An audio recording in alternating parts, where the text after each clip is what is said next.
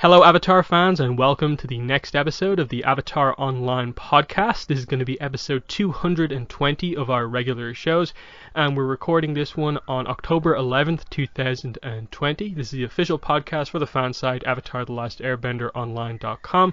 I'm going to be your main host, Morgan Airspeed Prime, and joining me on the podcast is Greg2B from the site. What's up, everyone? Excellent. So, we're probably going to have a relatively short show today. There's only a couple of pieces of news to talk about, and none of it's like too big, but we'll do our best to discuss it. The main thing is that obviously next week we should have a comic to review because Katara and the Pirate Silver is coming out in just like 2 days basically. So, new book next week, so we'll have a review. That should be pretty exciting. But for this week, not that much happened, which is unfortunate because the online New York Comic Con, Metaverse, whatever they call it, happened this week, and there really wasn't anything for Avatar. But we'll go through all the news that we have from the last few weeks. So we're going to start off with some Funko Pop news. So weeks and weeks ago, I think it's months at this point, randomly we got revealed this Book 3 Zuko Lightning glow-in-the-dark Funko Pop. Someone just randomly found it at the, I suppose, Funko kind of headquarters store, and no one knew what this Funko was. It wasn't an exclusive to anywhere, it wasn't a regular one, it was just this random new Avatar Funko Pop. In the last few weeks, this has got confirmed and sort of put up for pre-order. So it is a box lunch exclusive, and there's a bit of an issue with it. The basic story is that they announced that they had this exclusive and that it will be going up for pre-order that night. They said at a specific time, I think it was like 8 p.m. Pacific or something like that, and they actually put it online 15 minutes early, so anyone who turned up for the actual time they said wasn't able to get it. And the idea seems to be that a lot of Funko Pop, scalpers and people like that got it. Not a lot of fans actually got it. I think there's been a few restocks since then, but in general, this has been a very popular Funko Pop that a lot of people have had a hard time getting a hold of. And the whole debate about, like, why do they keep doing this when this is a very in-demand Funko? This one would sell well as a normal Funko. Why are they doing this? It's forcing a lot of people to go to, like, the secondary market. This is not a great look, but at least we know where to get this Funko now. So, what are your thoughts on the box lunch exclusive Zuko? I mean, the figure itself is super cool. I definitely like the design that they chose for this one. It fits the mode of what these, or what I expect these to look, and the sort of lightning effect I think is really cool. The whole idea of how they actually released it, I think, is interesting just to see people's reactions to it, and how people who are more fans of the show, who aren't sort of in the know about Funko Pops, had quite a hard time with actually getting it. And yeah, I did see that it did go back up for a couple of pre-sales or whatever. But I don't know, it's interesting that they're choosing just to make this one the way that it's going sort of exclusive, considering it doesn't particularly seem like there's anything, I guess, sort of particularly unique about it. Usually they have, like, a variant of something, and then that variant of it is the one that's more exclusive. So I kind of wonder their logic behind doing it in this way, or if it's just like a pre-existing sort of like deal that's been in place for a while that's just sort of coming to light. So I don't know, it's interesting how, but yeah, it is definitely on eBay if you want to get it that way, for sure. Yeah, that's what I did, and I think it's what a lot of people had to do to get a hold of this, is to just get it on eBay, have to pay a little bit over the odds, but it's better you pay like twice the price of a Funko Pop now than 10 times this in like a year, which is the situation with the Azula Funko Pop, which was a GameStop exclusive last year.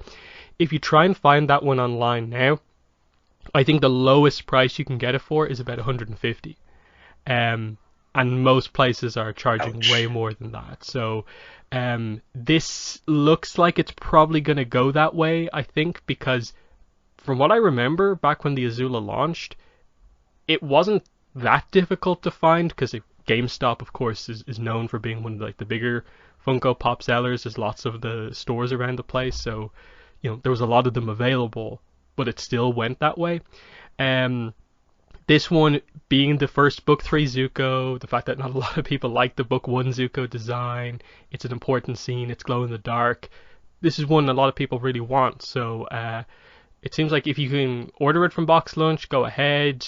But yeah, like this is kind of one where like I wouldn't mind too much, like paying a little over the odds for this one, because I think it will go on to be one of the more expensive ones going forward. But like you say, it's a little frustrating that we've had this sort of like 2 times in a row now where Azula is only available as an exclusive, and it seems for now Book 3 Zuko is only available as an exclusive. Are we getting a wave 2? I don't see why they wouldn't, given how popular it is, and that they've now done a Book 3 character, whereas Book 3 Aang, Book 3 Katara, I suppose more normal Book 3 Zuko, because it definitely feels like an exclusive one because it's a very specific scene. It's lightning redirecting Zuko, and not say like Zuko with the swords or firebending Zuko. But yeah, what are your thoughts on that? Do you think we will get more Avatar Funkos?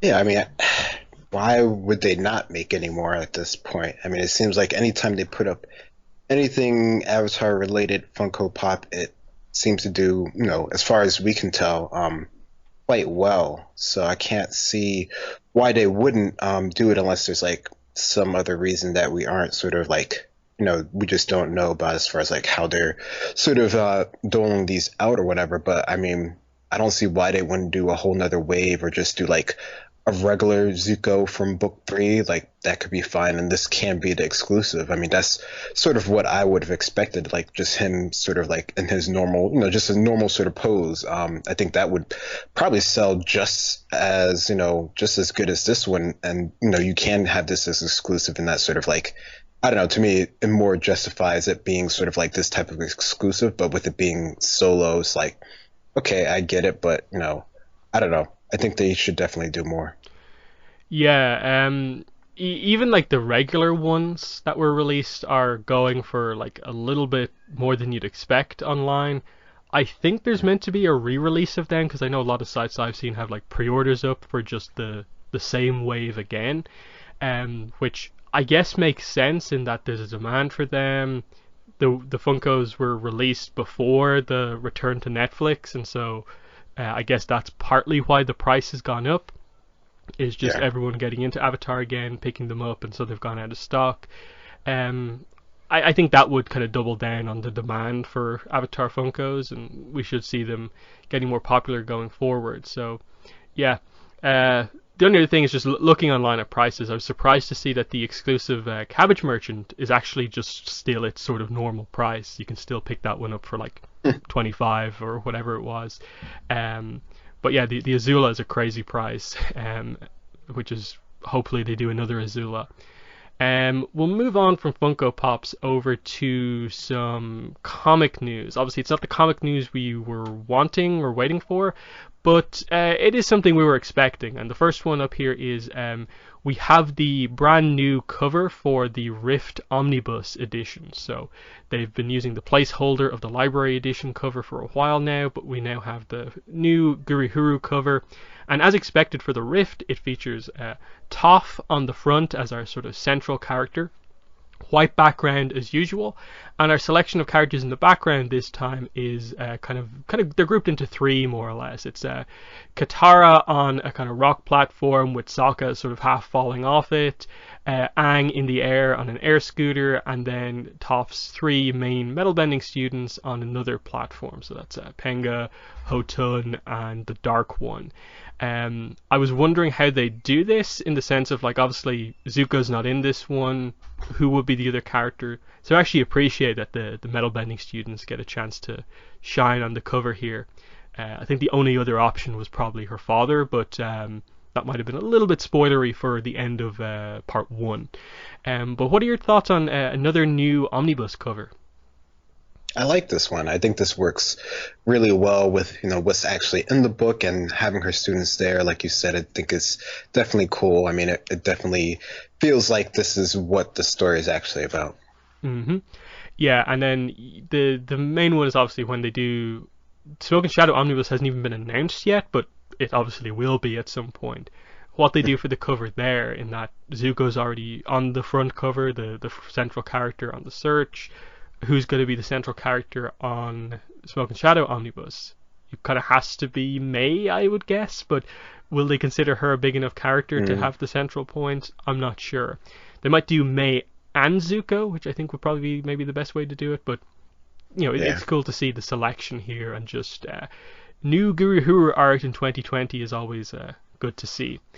Um, but yeah, the next one here, I just saw this yesterday. I think Dark Horse only put this up online. I saw a few people saying that they saw this image a while ago, but I'm seeing it new for the first time.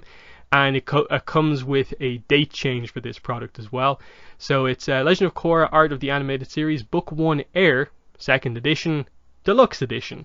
Very, very long title, but yeah, it's the Korra Book 1 art book, the deluxe edition. So we knew that deluxe editions were coming for the Korra art books. On the description for the Avatar one, they mentioned this. So we have our first look. It's only a placeholder image for this, in that there's obviously a new cover coming for this second edition, and they're not showing us what the lithograph is, but we do get to see the new symbol on the slipcase.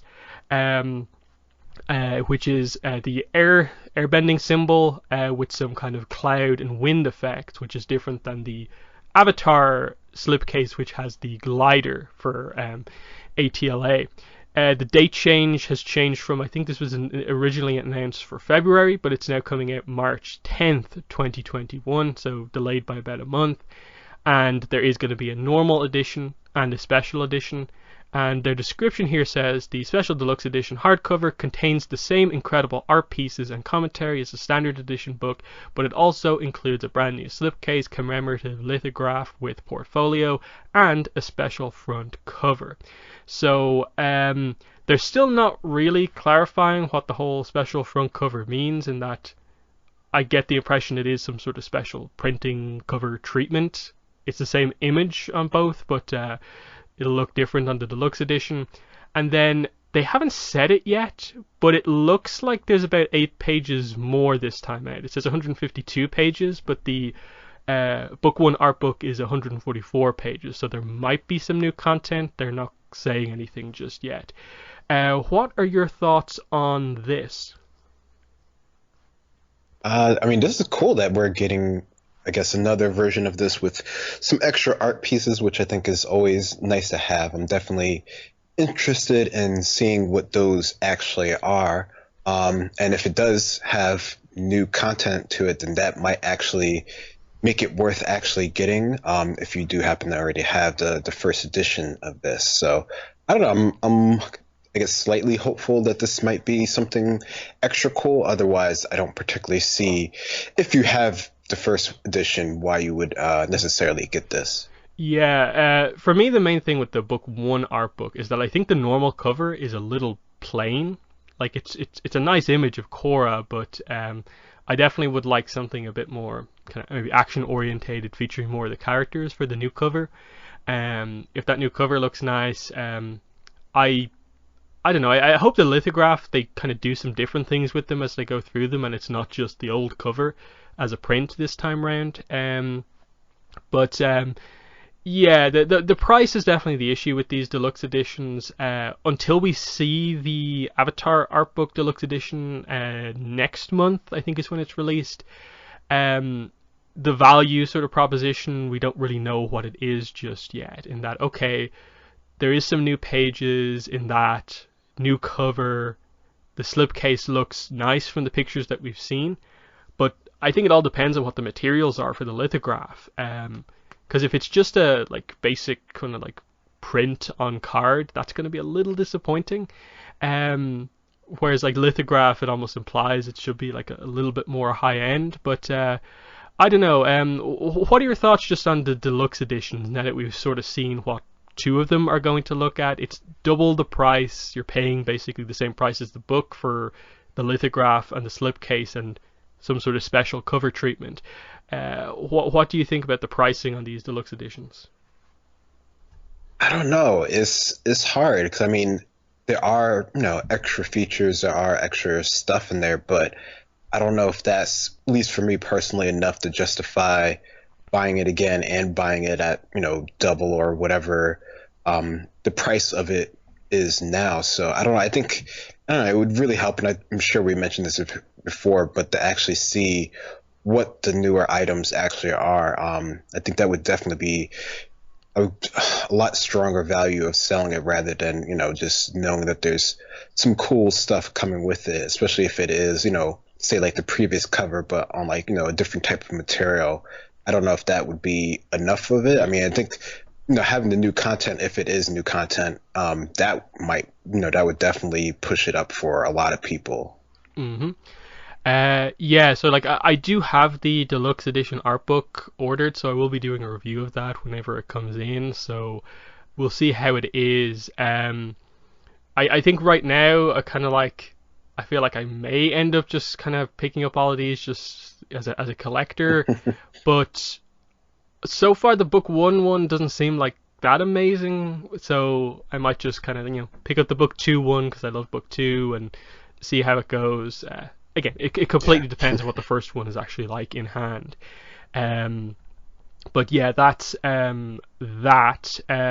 We obviously will have to wait, I suppose, a few months to see the new cover and stuff like that. But they've put out some information about it, I guess.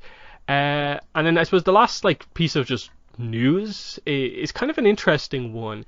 It happened pretty shortly after the last podcast that we did, so it's a few weeks ago at this point, but it was really weird and out of the blue how this sort of came about. So the Avatar: The Last Airbender official YouTube channel posted a video premiere. So basically they're saying that tomorrow they're going to release this video. It's going to go live. People are going to be able to watch on live as they premiere the video for the first time.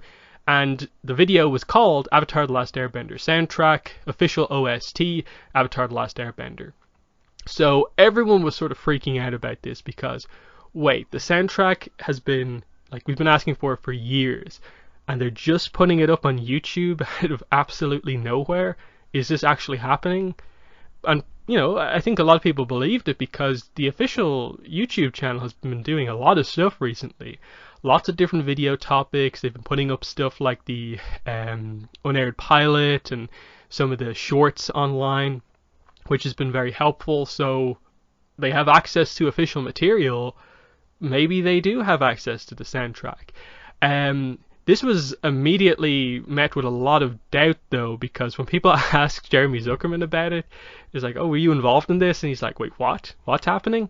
And then the next day comes, and suddenly the link to the premiere is just a private video. And they never said anything about it. The time came and went, and this thing just sort of, faded into the background. Like, they weren't saying anything about this. So we potentially were hours away from getting the soundtrack, but I have a feeling that this was never actually a proper piece of news.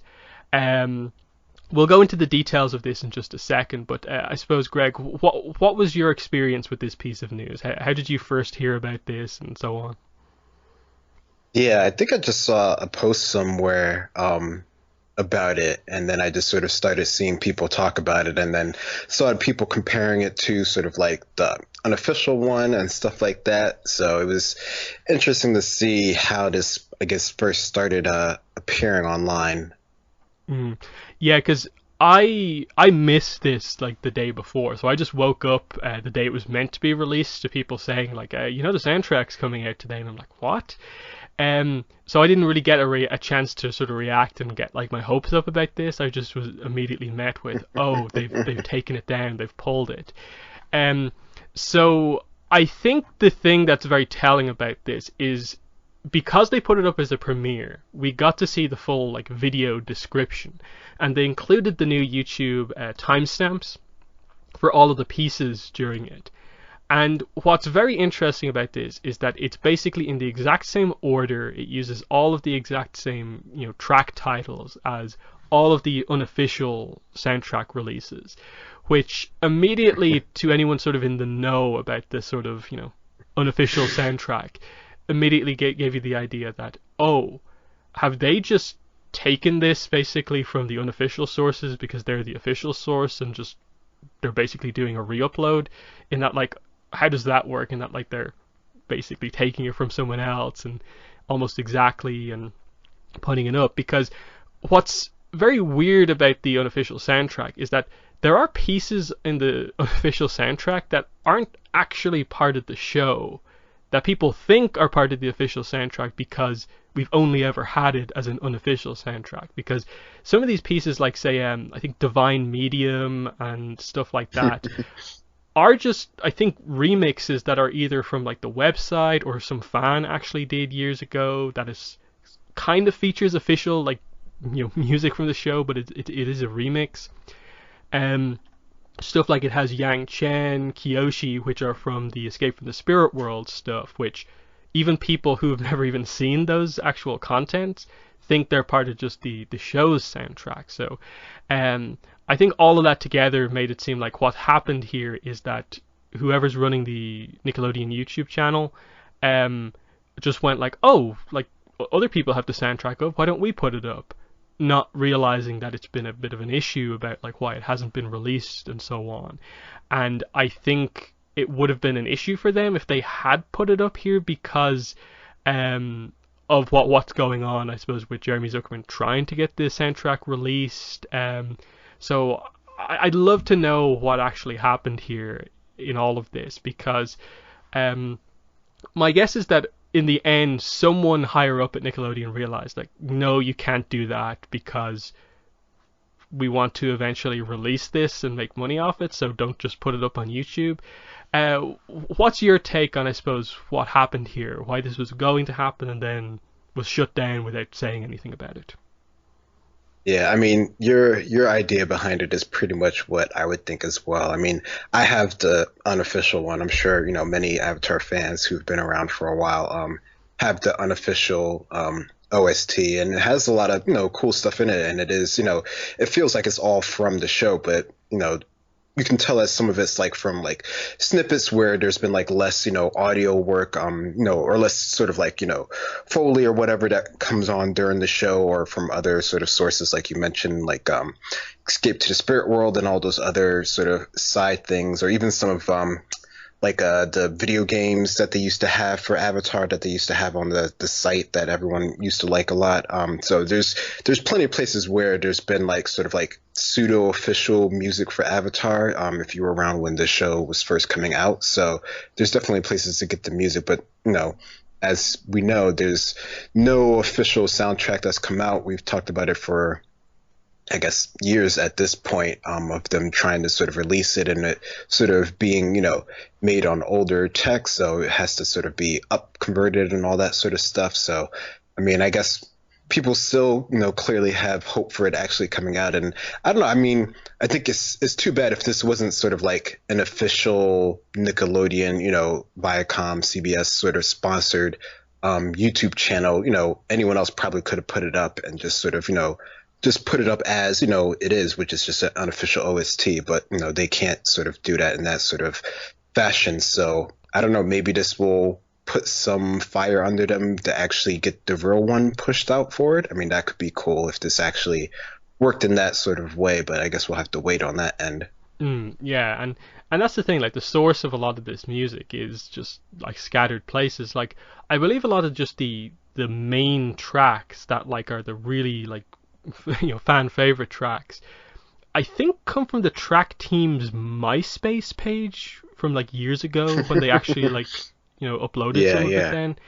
And obviously like that's not up really anymore. Who uses MySpace? And it only really exists on the all the YouTube uploads. So you sort of wonder, like, did the people making this video, because they had the video made, you have to upload the full video to do a premiere, they obviously got the audio from somewhere, and you sort of question, like, did they have that in the same way that I suppose they have access to the video from the show to use in their videos? Did they just get it online? I don't know. It's kind of weird. Um, but I think the other problem is that like even if they had released this had gone up. Is it not weird that there's no new tracks here that we haven't seen before? The fact that every single one of these tracks we have heard somewhere before, is that not a problem? Especially, like I said, with the fact that it includes Escape from the Spirit World stuff in this, and there's clearly pieces of music from the show that has never been quote unquote released that is in the show. I think it would have gone down kind of weirdly of like to anyone who's listened quite heavily to the unofficial soundtrack. It would have been weird that like, yeah, it is just identical. There's nothing new here. So just a very weird situation overall. I'm guessing it's just the people running the channel coming up with a video idea and it was stopped just before it's about to go live. So interesting. I suppose we'll never hear the full story, but yeah, hopefully the soundtrack happens at some point, because obviously like Jeremy Zuckerman was not included in this at all. He was surprised to hear that this was potentially a thing that could happen. And yeah, and it's weird because like the Korra Book 1 soundtrack came out, they released that, it did relatively well but not good enough apparently, and it's just a weird situation because everyone loves the music. It's like the most universally loved part of the show. Why don't they do it? But yeah, we're just left waiting for it. But that is most of the news, and I suppose the only other thing to talk about is the fact that, you know, New York Comic Con did happen this weekend, the online one. There was no Avatar or Korra panel scheduled this time round, but that really doesn't mean anything because they're never the sources of the news. The main thing is that there was no news article that went up announcing anything new. There was, I think, some expectation because in the last couple of years, I don't think last year they had news, but the years before that they did. So if they're not doing it now, when are they doing it? Especially when they basically teased that there is an announcement coming when they talked about the last Turf Wars live reading. When are we going to get this next Korra comic announcement and even the next Avatar comic announcement? I think they've missed a pretty good opportunity here to do it, and I guess it's just going to be randomly at some point between now and, I'm guessing, February they'll announce the next thing. But what are your thoughts on the fact that they decided not to do any news for New York Comic Con? Yeah, I mean, I guess it is, a bit surprising considering this would be, at least in past years when, news of whatever's coming out, or at least sort of like a preview of, things that are in development, even if they aren't sort of fully flushed out, would come to light. So the fact that we don't see anything here, I guess, is a bit sort of worrisome. I mean, we know that there is, a schedule of stuff that has already been made that is, sort of coming out, and there is a couple of new things that we know are coming out, but I guess not any of the sort of main series or main sort of stories that we would like or we thought would be coming out. So I don't know, it definitely does feel like it's potentially a missed opportunity. I mean, of course they can always release the news, whenever. There's no real sort of like, date that things have to come out. But, as far as what's been done in the past, now or around this time would be what we would think. Yeah, and that's what we're going to do to sort of just end the show, is just kind of do the rundown of basically all of the releases we know. For the sake of like keeping this as simple as possible, we're not going to be including like action figures and stuff like that, because as far as I'm aware, the Wave 2 action figures just have a general date that is like at some point within the next month or two. Same goes for like the statues and stuff like that. So we're going to be focusing on the books here, which have more concrete dates. So obviously next week, just 2 more days, October 13th, Katara and the Pirate Silver. It is going to be the second and last new content comic release for Dark Horse for the year. They had Rings of the Empire at the start of the year in February, and this is going to be our last new content for the year. Um, Following that, we have the Search Omnibus is coming out 27th of October. These are, I think, all mass market dates, so some of these books, the ones that aren't new content, will be available, I think, earlier in comic book stores. So 27th of October for the Search Omnibus. I think that's going to be a pretty big release because people want the Search. This is the most cost-effective way to get it. I think that's going to be very popular, especially given that the Promise Omnibus did sell out initially. You'd want to get a pre-order in for that, given that it's not too far away. After that, November 10th, we have Avatar: The Last Airbender, The Lost Adventures, and Team Avatar Tales Library Edition. So that is the hardcover collected edition for the two short story collections. That's coming out not too long after that. Then, not too long after that, we have both the Avatar: The Last Airbender Art of the Animated Series 2nd edition normal version and the deluxe edition, both out on the same day, 24th of November. And yeah, we're going to get our first look at the deluxe edition art book there. Then we go into 2021. 16th of February 2021 is Avatar: The Last Airbender, Toph Beifong's Metal Bending Academy. So that'll be the first new content release for 2021. Second one-shot comic.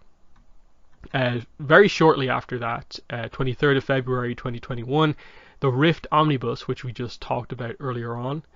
And then we get into the paperback versions of both The Rise of Kyoshi and The Shadow of Kyoshi. So obviously this isn't Dark Horse, this is Amulet Books or whatever you want to call them. Both on the same day, so 6th of July 2021, both of the paperbacks are coming out. So the Rise of Kyoshi paperback was heavily delayed, like over a year, and now they've decided both of them are going to come out on the same day. So that's the Avatar side of things. It's a lot of books, but it is only 2 pieces of new content, and both of it is one-shot comics that haven't got the fandom the most excited. So this is why there's still like a need for them to announce not just the next Korra comic, but also tell us more about the future of Avatar comics, because we suspect there will be a third one-shot. But then after that, are you doing more one-shots, or are we going back to tell post-imbalance stuff? But what are your thoughts on the lineup of books coming up for the next while?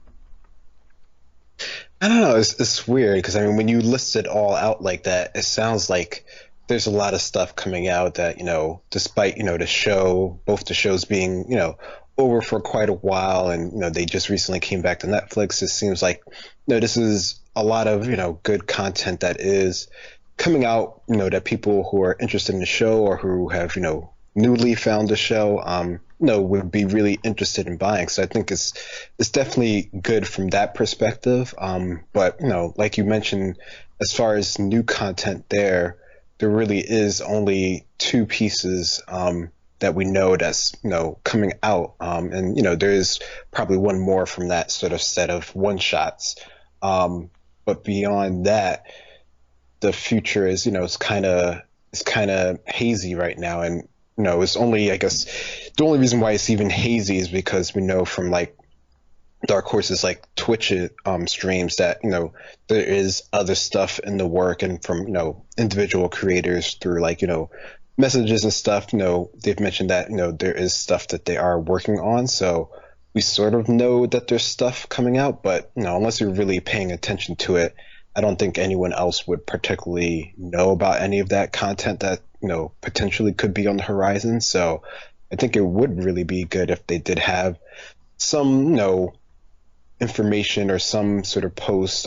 even just on their own thing, or on their Twitch stream, about whatever the new content that they have planned actually is, even if it isn't sort of finalized.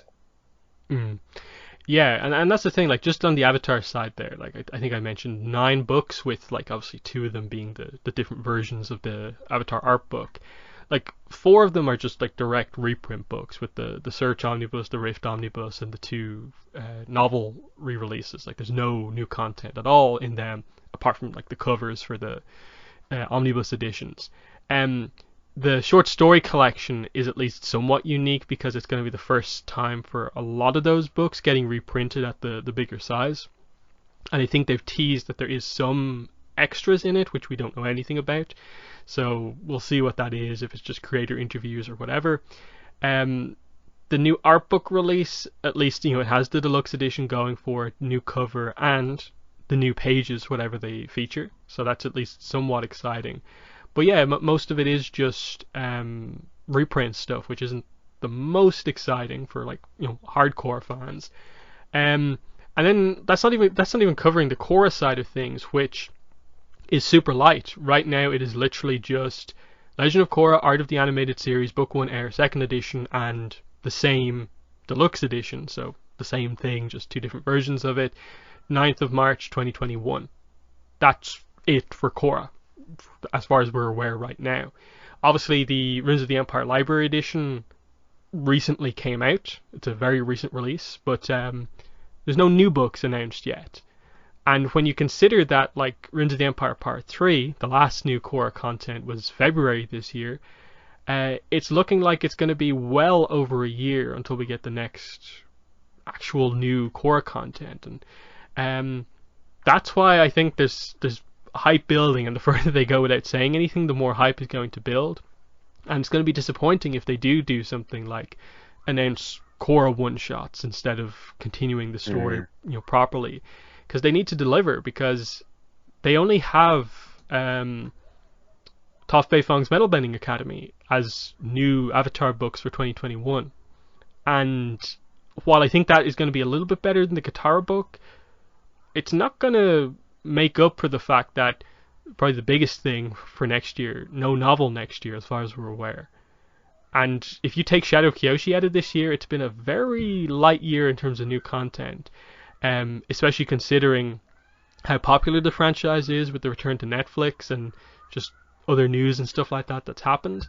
It's kind of weird to see that they haven't really capitalized on that. I get they maybe couldn't have foreseen that before it actually happened, but the hope would be that the announcements that they're making now for, I suppose, the second half of next year onwards should be with the popularity of the show in mind. It should be with the fact that they have Mike and Brian more heavily on board and so on.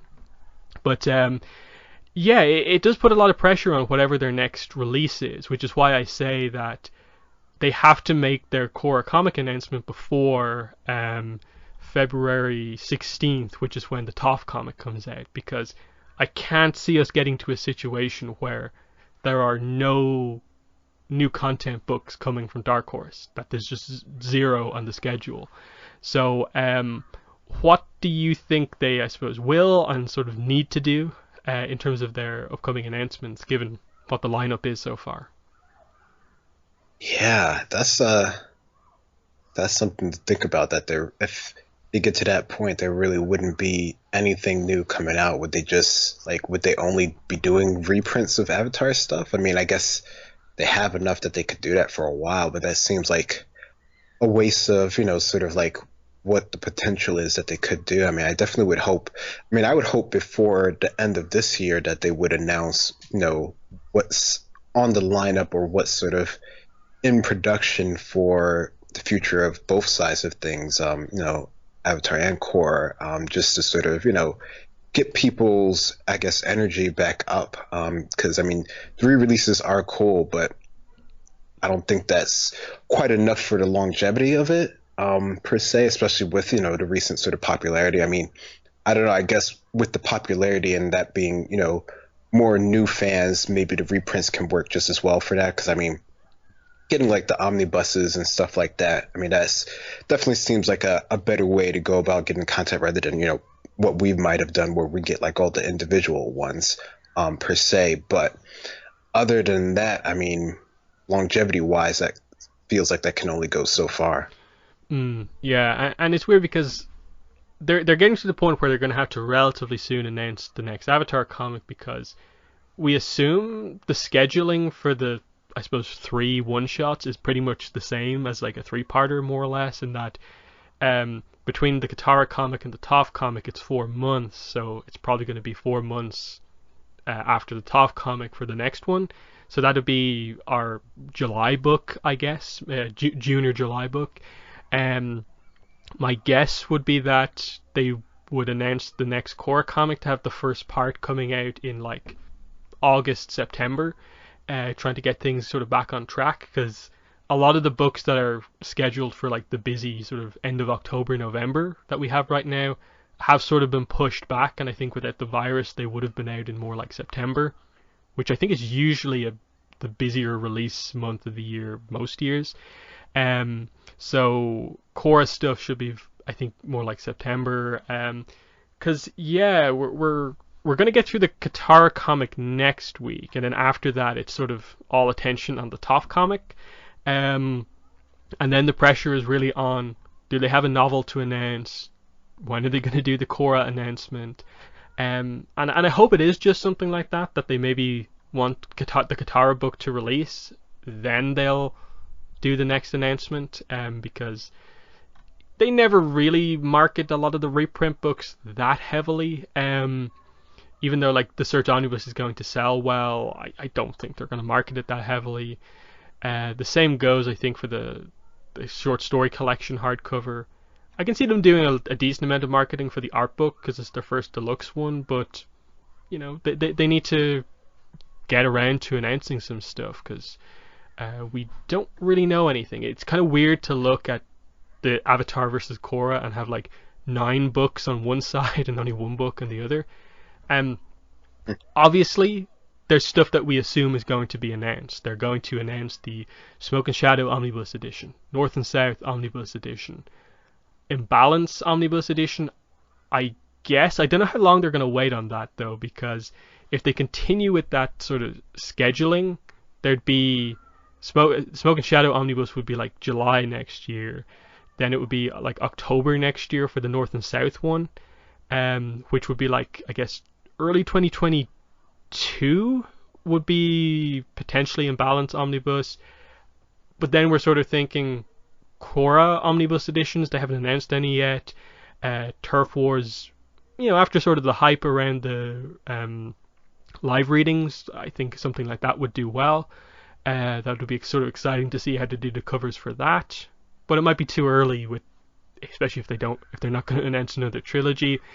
But also, we know they're doing the other Korra art book, so they're going to announce book 2 Spirits art book, book 3 Change art book, book 4 Balance art book, and they're also going to be coming out. But that's all reprint stuff. We still want to know about the new content. So yeah, it's weird in that once the Katara book is out, it sort of feels like the year is kind of over for Avatar, and we're just waiting for whatever's next, because everything else is just reprints. But it's a weird one, definitely, in that it feels kind of weird that it was such a great year for Avatar, but it's also been one of the weaker ones for Dark Horse, just regards to new content. I don't know, how much confidence do you have that like things will sort of improve going into next year? That's a good question. I'm not sure. I don't know, because there's not a lot to go on. I mean, we know stuff's happening from like sort of side mentions, but nothing really concrete. And there's a lot of things that have changed as far as like people working on various series that they're no longer involved with. So, you know, that kind of like puts it into like a more positive light, but there's still, you know, nothing really sort of confirmed on any of those fronts. So I don't know, maybe somewhere in the middle of hopeful to not hopeful about, you know, there being more stuff coming up. I mean, I don't know. I think there's enough, you know, active fan base around it that they can see the worth in it. But I guess it's where do you really want to put your effort, and sort of where your money wants to go, in order to see, I guess, maybe a bigger potential return on that. Yeah, for me, like one of the big things is just will we over the next sort of like year see the results of Mike and Brian having more time to work on this extra stuff? We sort of hope and expect that to be the case, because they're not working on the show anymore. So they said they both are committed to working on Avatar stuff. The only Avatar stuff really is the comics or the novels. Like, is it just wishful thinking that we expect there to be sort of bigger, better stuff maybe we'll see towards the end of next year. Um, I'm not sure, but I suppose what are your thoughts on that? Like, do you think it's just the fans kind of wishfully thinking that Mike and Brian not on Netflix means we'll get better content, or will we actually see something like that from Mike and Brian, a much heavier involvement and an improvement, a real advancement of the stories? I don't know. I mean, yeah, I mean, I think it definitely is on us as fans. Like, we're hoping that speaks to a positive sign. And, from the bits that we have got from them, it seems like they're interested in the universe in general. Like, it's, not like sort of your typical thing, like, where it's like, once it's off the TV show, that, their, like, involvement on it is, like, completely nil. Like, they have, have pretty much a strong influence in what it is so far, and have, directed things, even if they're not, the ones actually creating, like, the novels or the comics or anything like that. They're still sort of in the mix, as much as they want to be. So I don't know. I think there's definitely, a potential there that I can see, why people, including myself, have the hope that, they're actually going to be pushing things forward. I guess it's really just where they see the story really going and how that's going to, like, affect it going forward, and all the other sort of factors that involve with them actually being more involved in the story. So I guess there's also a lot there that we just don't know about as well. Yeah, but I definitely do think 2021 is going to be sort of like a key year in terms of like seeing where the franchise is going, and especially probably next year without a novel, unless they sort of fit one in right towards the end of the year. That's going to be a really big loss. Like our sort of, we've had novels the last 2 years. Now we're going into one not really expecting one. I think everyone's going to realize that like they were like really really big parts of the year, and like we could do with more of them. I've seen nothing but positives about the two Kyoshi novels, so they should definitely do more. Um, and it feels like the merchandise side of things as well is kind of improving as well. Like we have Diamond Select doing the action figures. Like wave up to wave 4 is announced. I suppose we'll get wave 4 like officially revealed. We'll see if they fix the Sokka and so on coming up soon. And I guess if they have plans for wave like 5, 6, 7 going forward, which I'm guessing will start to include some of the more sort of unique characters in a way. Like we've got mostly main characters so far, but we'll potentially get like our first like Mei, Iroh, those type of characters, which I think people are very, very interested to see. We'll see if they do more statues, the Funko Pops for both Avatar and Korra. We'll see if they continue them. I've noticed Zen Monkey Studios putting out quite a few different lines of Avatar and Korra pins recently, so they look to be sort of getting back into doing Avatar stuff a bit more heavily. So yeah, it's weird that it feels like the comics have sort of like calmed down at like the exact wrong time, but hopefully they can pick things up. But yeah, I think that's most of what we need to talk about on this podcast. Again, I'll just say that next week is when the Katara comic, Katara and the Pirate Silver, is out. We will be reviewing that one next week, hopefully, assuming we can organize the show properly for next week. But either way, next show will be a review for Katara and the Pirate Silver, which I suppose the final thing here is like we obviously did a preview for this book on the last show, but just just a few days away from release. How are you feeling for this next upcoming new comic? Probably about the same. I mean, I'm interested in reading it, but I don't know if I have any sort of like great expectations for it. Yeah, pretty much the same. Like it's a new comic. We've needed some new content for a while now. I'm excited for it because of that, but it's not exactly what we sort of really need right now. So hopefully it'll over deliver. Because I think there's a lot of stuff towards the end of the book that I suppose we're not really familiar with what exactly they're going for. Like what is the mission Katara's going on with the pirates? The whole Pirate Silver part of the title, we're still not very clear on what that's about. And then there's that whole other side plot with like Aang and the Fire Nation soldier talking about things, which could be pretty interesting. But yeah, that's what the next show will be about. That comic, which is out in just 2 days. Next week is the release. But yeah, that's been episode 220 of the Avatar Online podcast. It's been myself and Greg. Thanks for listening, and bye. Bye bye.